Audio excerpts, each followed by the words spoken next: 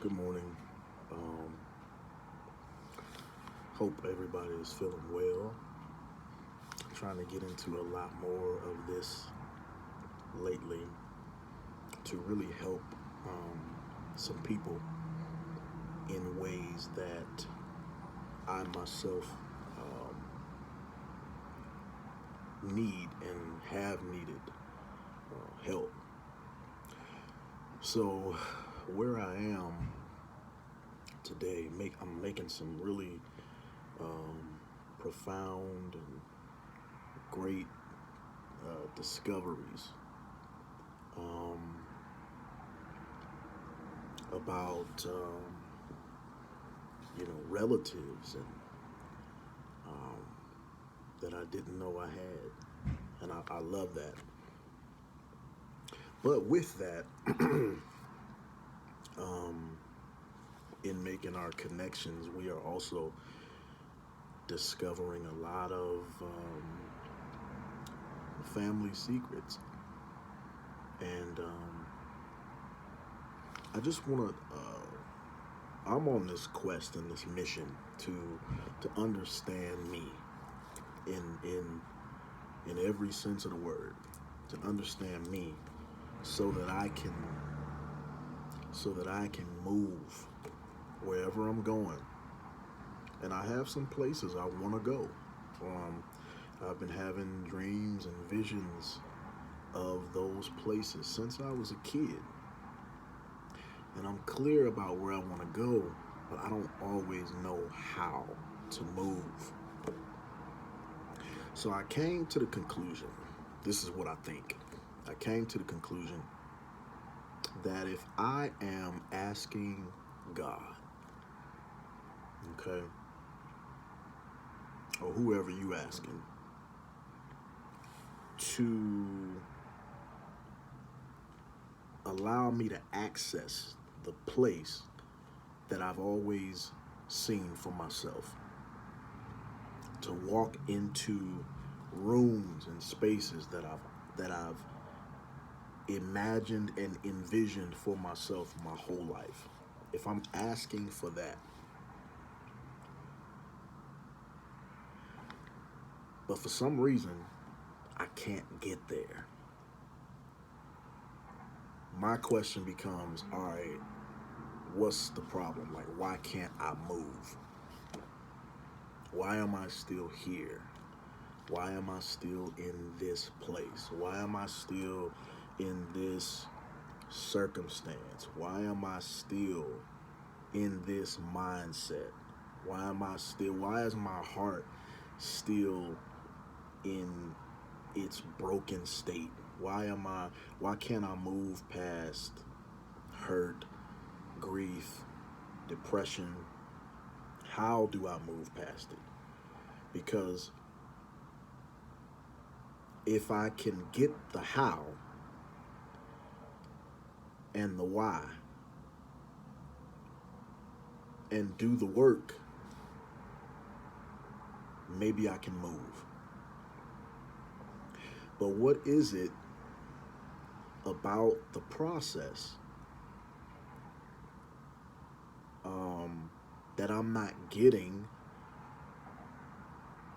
considering that I haven't moved?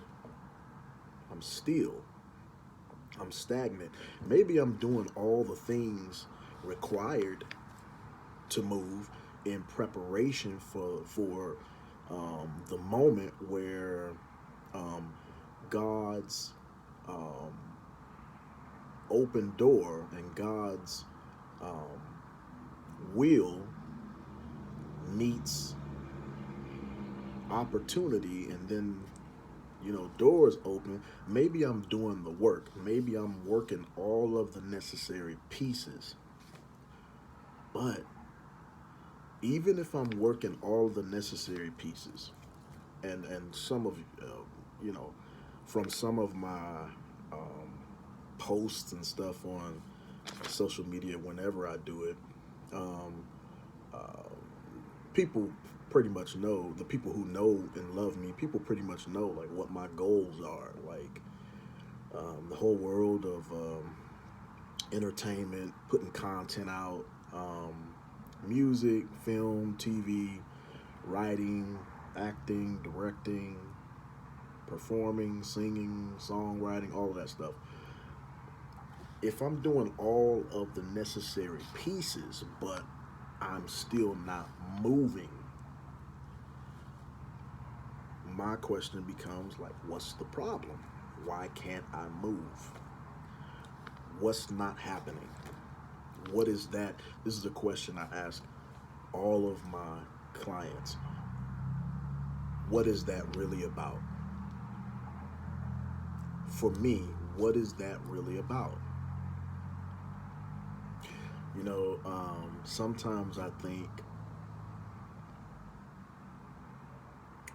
when we're stuck in a place, it's a matter of perspective sometimes. So then I'm asking myself the question, all right, God, what is this really about? Why can't I move? But what is this really about? What are the lessons that I still have yet to learn from the place that I'm in? And I wonder if I haven't learned the lesson yet, will I be permitted to move? Because I don't necessarily want to move to the new place having not learned the lessons that I was intended to learn in the place that I was in. So in one sense, is it God's protection? Is it God's divine intervention that I'm still where I am? Because if I went into that place unhealed, still broken, still grieving, still depressed, still mad, still just hurt, can I really and truly appreciate all that comes in that new land, in that new territory, can I really, really give or operate in gratitude for what God has done if I haven't yet fully let go? Easier said than done. Fully let go of what has been that I can't do anything about. But what I do have is the present moment. And the present moment holds a lot of power.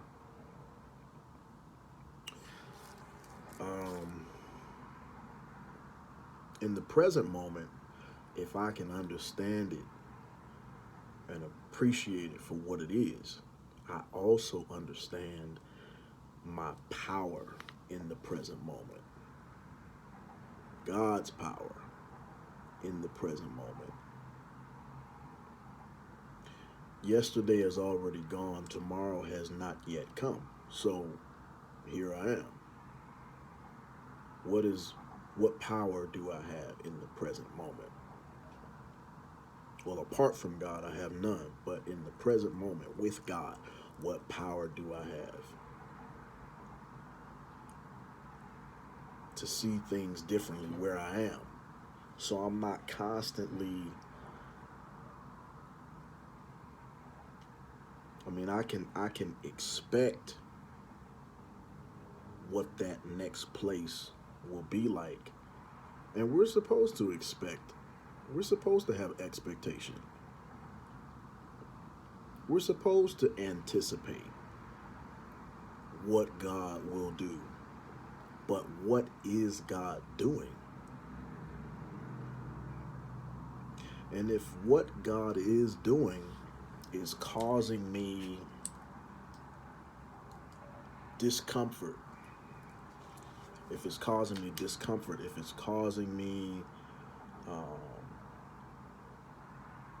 if it's pushing me to go there. And by there, is it pushing me to go to some places that I don't want to go? And I'm talking about in here and in here. The places that scare me, scare the hell out of me. The places that create anxiety in me because when I get too close to feeling the stuff that I don't want to feel, the hurt, the pain, the memory, of the things that I don't want to confront because they'll require a different version of myself that I'm just not willing to give. Perhaps I can't move until I'm willing to to sit in that, to sit with it, and let it do its work. Don't have to be a bad thing, but it will cost you. It will cost us. It will cost us the idea that we walk around and we look like everything is okay. It will cost us the protections that we've created for ourselves that really no longer work. Because truth be told, if people really, really knew us, really, really knew you, they know we're falling apart. We're falling apart. And our efforts to look well, to drive well, to live well, to it really is authentically, I think it's a lot of times us trying to hold it together despite the fact that there's this thing that won't let us go. And until we address it, we'll be where we are. Like if I'm asking God for that, but I haven't overcome or at least gotten on a path to acknowledging what areas need work or need healing, then can I go there? Will you allow me to go there? Me personally. Because God deals with us according to, on a case by case scenario. God deals with us differently. So I've been wondering, what is this about? For me, what is this about? And if there are some things that I need to address, and there's some things that need to be confronted, like let's say in our family histories or whatever, or in us, and there's some people who are a part of that. I think first when we identify what it is, we got to do the work. We have to go through the process for us and find out for us what that meant, what that means, whatever we discover, right? If we go into this place of self-discovery, self-exploration, and we're trying to figure out why we can't move, right? I'm discovering some things like I want to know who I am so I can fully walk into the place where I want to go. And in that, I'm finding some things. And, to confront these things and to confront the people, if you still have them, if they're still around, associated with the things we've identified as roadblocks, you know, um, to confront something. Confrontation doesn't have to be a negative thing. It's when we add our emotion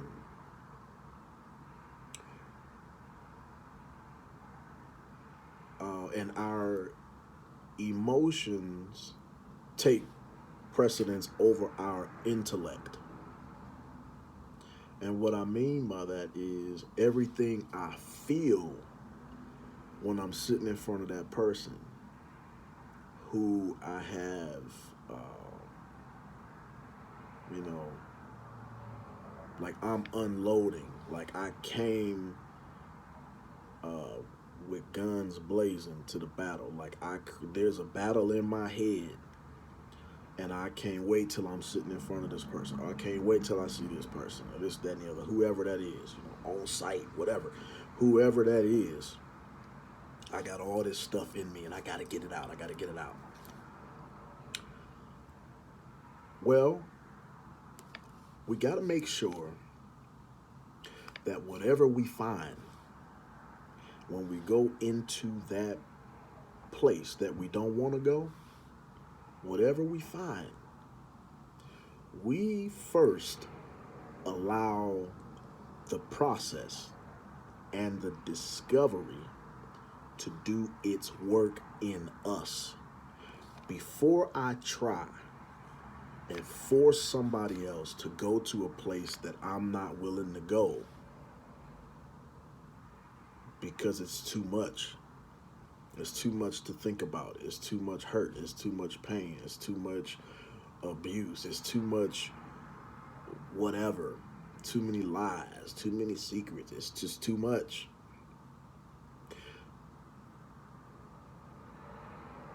If I don't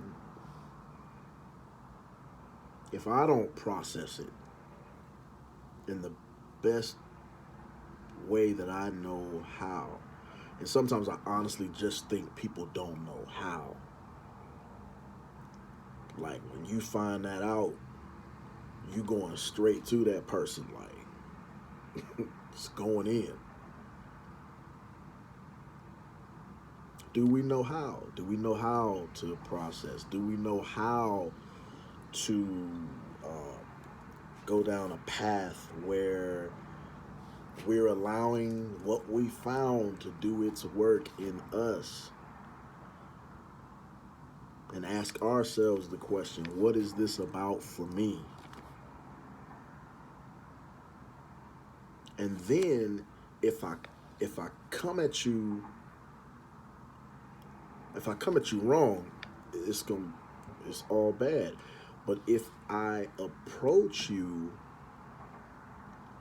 having had the experience of doing the work and allowing the process, good God, allowing the process to have done its work in me, not apart from God, because that's the only way the situation will not turn into something that ends up being counterproductive. Like, and that's hard work. That's hard work. But I got to make sure I'm willing to go there and be okay when I find something that I'm scared of finding. When I discover something that agitates my soul so badly that I gotta go and confront somebody. I gotta get it off my chest.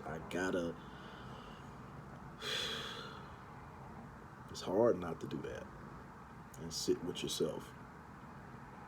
But if we process it the right way, put some little steps in place, and you'll need help with this. These are not things that are apart from, professional counseling or talking to somebody that's not so close to the situation, right?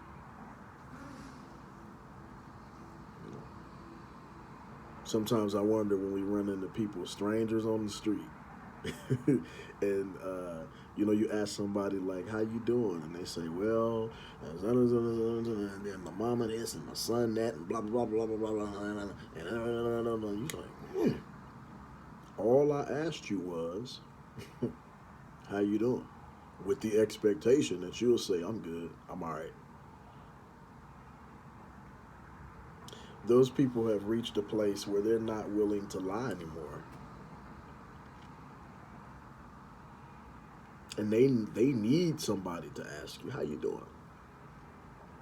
You all right? How you doing?" It's a lost art. And it's necessary more now than ever before. When you got grief compounded with the global pandemic, and then you got the global pandemic compounded with financial issues and financial ruin, and then you got that compounded with regular everyday. It's just a lot right now. But it doesn't have to be all bad. What new discoveries can we make in this time that will lead us to healing? It might hurt at first. And I'm not saying you'll find answers, because I'm not sure if it's about finding answers. I'm not sure. And I'm not even sure the humanity in us. I mean, we all human. We ain't God. We ain't God. We are not God.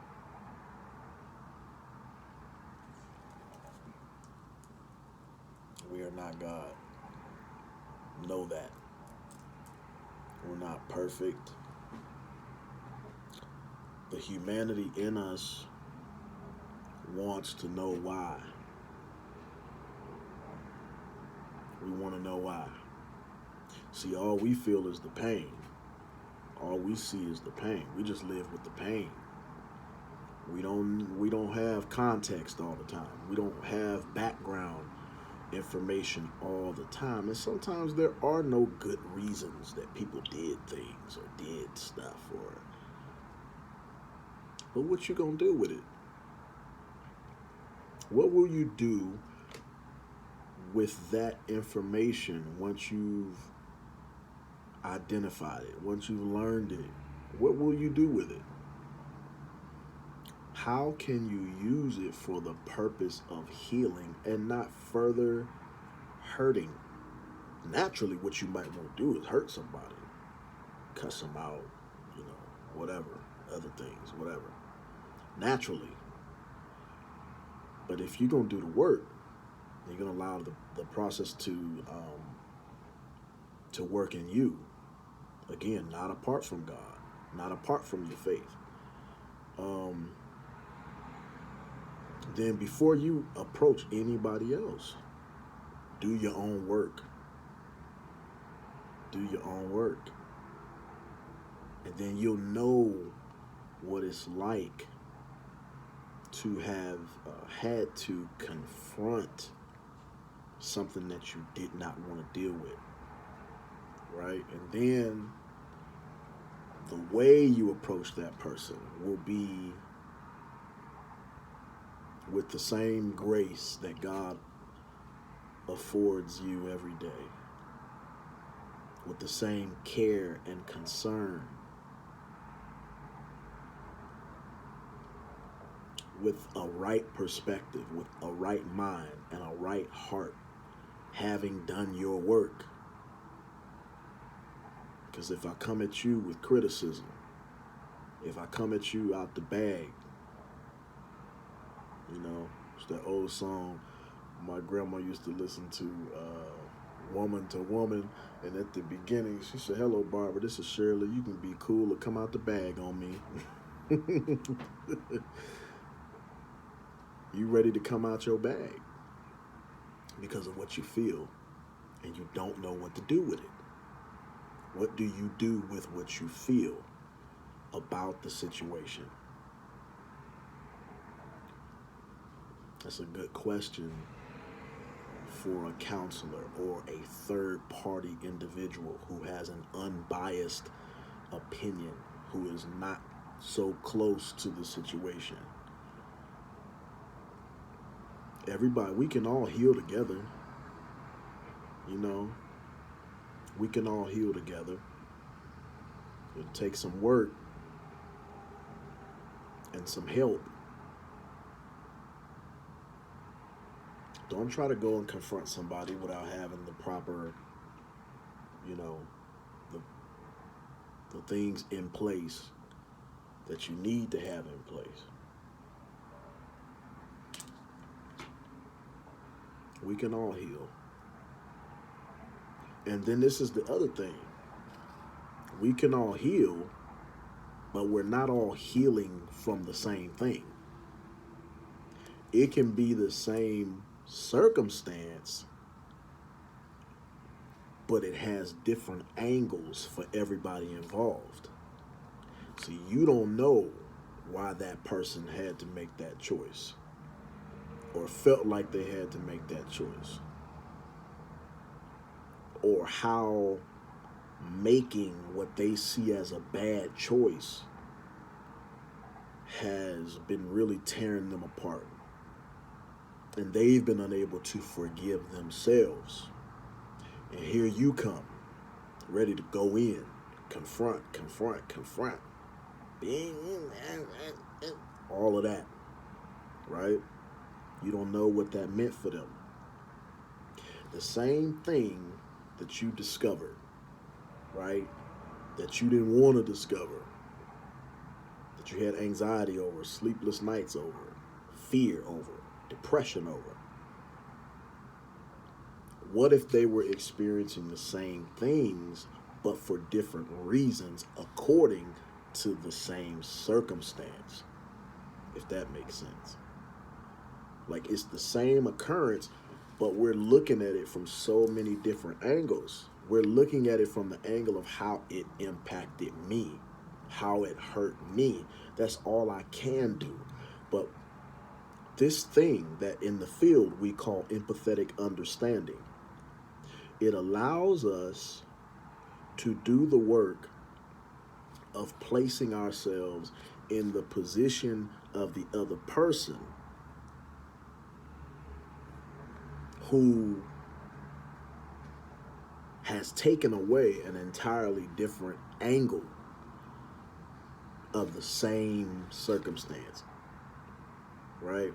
We can both go outside. You know what? I remember when I was growing up, at different times when we were growing up, we all lived, we lived in the same house.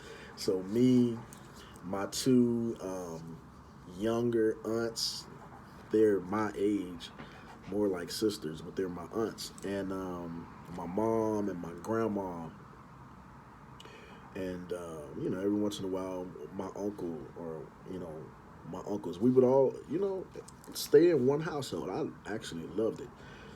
That's how things used to be. But I remember a lot of times where we lived, Youngstown, on Norwood, the other end of Norwood, across from what was that store? Was it Atways? Up there by the for my Youngstown people, up there by the fish place, the Galaxy, close to the Galaxy Fish Market. So we stayed on that part of Norwood, 705. The house is still there. The high school students even when we were little, like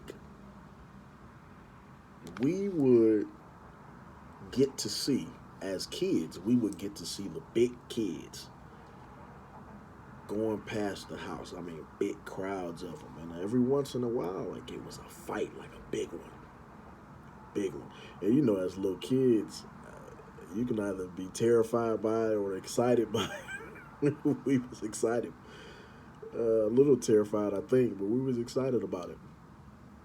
And I remember this one day we saw a big old fight. It was big, and you know them fights where it's not just one, it's not just one on one, but it's one on one, and then a whole bunch of people start fighting each other, a whole bunch of little fights, and then like it's a big brawl. We yeah, we on the front porch, we going crazy, we jumping up and down like ooh, like you know. So we go in the house, and we going in like trying to tell my grandma what happened. Like we saw this big fight, like the big kids, and this happened and that happened, and blah blah blah blah blah blah. We trying to. The crazy thing is, we all saw the same thing. We were all standing on that porch, but we all came away, and we were telling my grandmother so many different accounts and versions of what we all saw. And we was all starting to kind of argue with each other too, because I'm arguing with one of my aunts like, nah, that ain't what happened.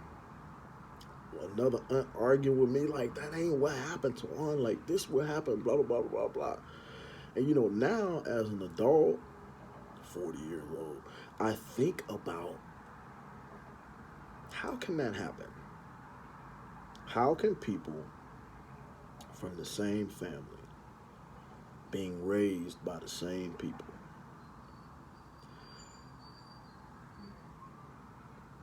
go through life and see some of the same things and yet interpret them entirely differently? How is that possible? Well, it's possible because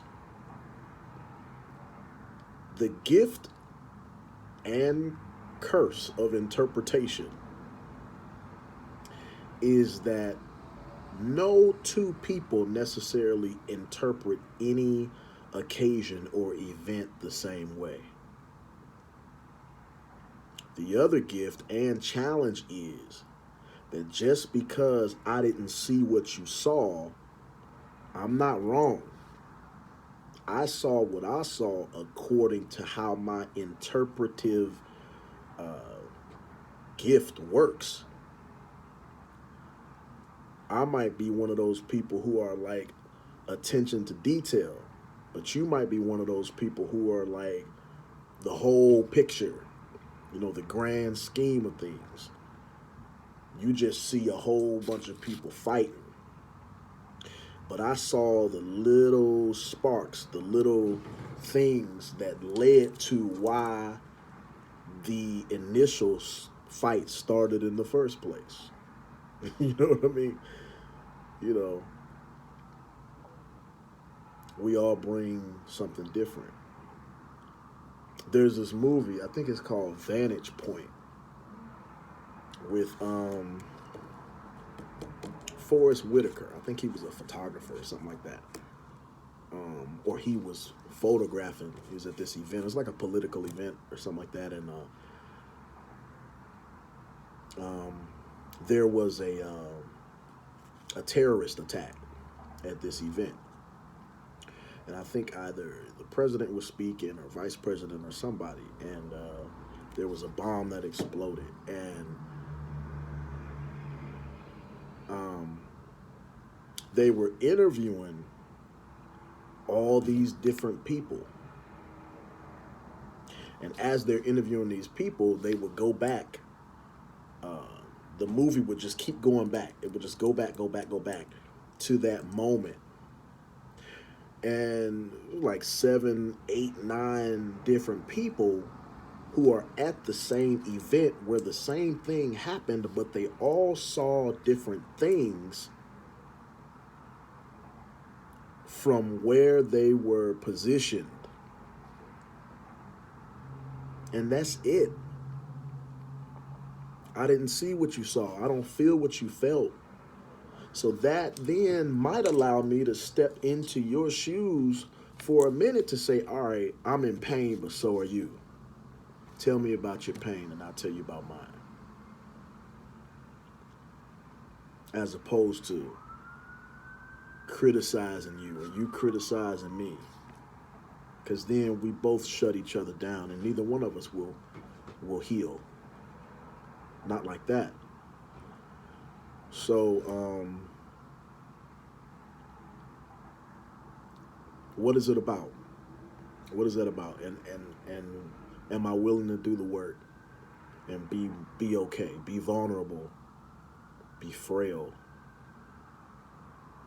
and not look like I have everything together? Because most of us walk around telling each other lies anyway. With social media, here we are right here. You can't trust it. And you know what I'm saying? You and all your posts and all your pics, you in front of a Benz with all the trends and fashions of today. All the Balenciaga this and all the Gucci that and all the whatever is hot. Like, you got all that on in all your posts. But I don't get to see you when you going through it. I don't know what you look like. You made up, filtered out. And sometimes I honestly think that the reason we do those things is to make ourselves think that we're okay. And that's a real thing. I don't think we should necessarily blame people for doing that. I just sometimes think that because people don't know what to do, that's what we do. We mask it. We present a facade. We present that's a representative. But even in relationships, the representative walks out at some point. And I get to see you for who you are, and you get to see me for who I am. And a lot of times we don't like those people. In relationships, people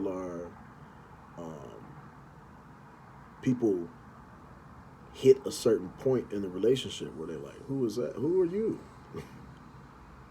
That's not the person I fell in love with. Yes, it is. They've been in there. We put on our best behavior because I don't want you to think that I'm broken. I don't want you to think that I'm fragile. And maybe if we created spaces to be honest about each other from the beginning, about our frailties, our hurts, our pains, our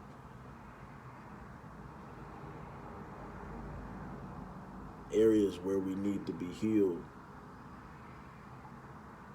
maybe they might not want you, but maybe that's a gift. You know what I mean? But then maybe they will, because by your authenticity, your honesty, they too have been able to be honest and authentic. And we're not, up here living with strangers, with the people we think we know. So let's do the work. You don't have to be afraid. God has not given us a spirit of fear, but of power, of love, and of a sound mind. Let's do the work. Have a good day.